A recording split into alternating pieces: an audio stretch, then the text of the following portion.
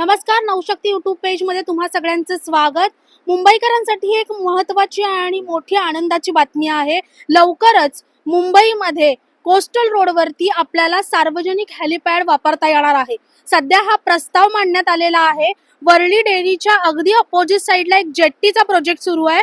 इथे 120 मीटर आतमध्ये हा हेलिपॅड सार्वजनिक हेलिपॅडचं काम लवकरच सुरू होणार आहे असं सांगण्यात येत आहे। सध्या मी अगदीच वरळी डेअरीच्या अपोजिट साइडला आहे। आपण माझ्या मागे बघू शकता की जेट्टीचा प्रोजेक्ट अर्धवट आहे आणि इथूनच 120 मीटर आतमध्ये हा हेलिकॉप्टर सार्वजनिक हेलिकॉप्टरचा प्रोजेक्ट तयार करणार आहे। सध्या तरी ह्या प्रोजेक्टला अनेक रहिवाशांचा मोठ्या प्रमाणात विरोध आहे, पण आगामी काळात आपण लवकरच ह्या सार्वजनिक हेलिपॅड इथे पाहणार आहोत। एकूणच हा हेलिपॅड कसा असणार आहे जाणून घेऊयात। मुंबईचे दक्षिण टोक असलेल्या नरिमन पॉइंट पासून उत्तर टोकाकडील दहिसर पर्यंत वेगाने पोहोचण्यासाठी कोस्टल रोड प्रकल्प टप्प्याटप्प्याने बांधण्यात येत आहे। यातील श्यामलदास गांधी मार्ग ते वरळी वांद्रे सीलिंगच्या टोकापर्यंत साधारण 10 किलोमीटरचा पहिला टप्पा वाहतुकीसाठी खुला केला गेलाय। आता कोस्टल रोडच्या वाहतुकीच्या प्रवासाला हवाई वाहतुकीचीही जोड देऊन मल्टी मॉडेल ट्रान्सपोर्ट उभारण्याचा विचार प्रशासनाने सुरू केलाय।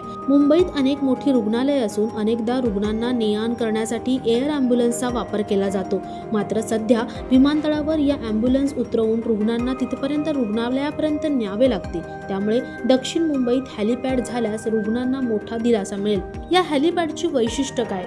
एअर ॲम्ब्युलन्स रुग्णांना तातडीने रुग्णालयात नेण्यासाठी या हेलिपॅडचा मोठा वापर केला जाईल। सुरक्षा यंत्रणा किनारपट्टीची सुरक्षा आणि आपत्ती व्यवस्थापनासाठी कोस्टल पोलीस आणि सुरक्षा दलांना हे केंद्र फायदेशीर ठरेल।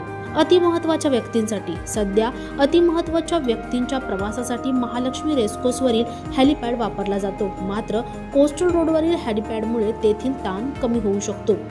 DGA मानांकन नागरी विमान चालन महासंचालनालयाच्या सर्व सुरक्षा निकषानुसार हे हेलिपॅड सज्ज असणार आहे। पालिकेला द्यावा लागणार हिस्सा हेलिपॅड चालवण्याचे कंत्राट सुरुवातीला 5 वर्षाच्या कालावधीसाठी दिले जाणार आहे। कंत्राटदाराला ठराविक मासिक परवाना शुल्क आणि प्रत्येक लँडिंग मधून मिळणाऱ्या उत्पन्नाचा काही हिस्सा हा महानगरपालिकेला द्यावा लागणार आहे। तर एकूणच तुम्हाला ह्या हेलिपॅड विषयी काय वाटतं आम्हाला कमेंटमध्ये नक्की कळवा। अशाच नवनवीन व्हिडिओसाठी नवशक्ती यूट्यूब पेजला लाईक, शेअर आणि सबस्क्राईब करायला विसरू नका। धन्यवाद।